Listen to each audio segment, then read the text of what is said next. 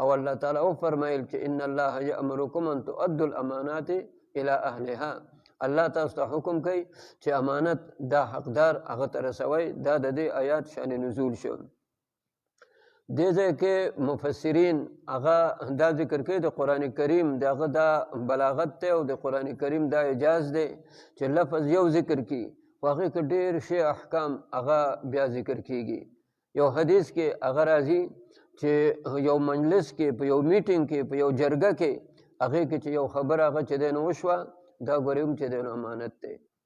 دا به هم څرګندی نه دې پورې حدیث کې راځي چې یو سړی بل ته خبره کوي یا داسې غوږ یې ورته ورته کړه نو دا لکه که خوله باندې د ونه وي نو دا امانت شه.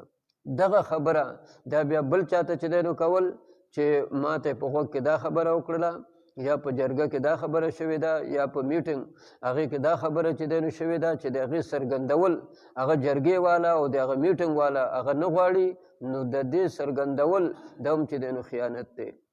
او دا خیانت دا نبی کریم صلی الله علیه وسلم د نفاق او د منافق دغه علامه ذکر کړل چې د منافق دغه درې علامې دي.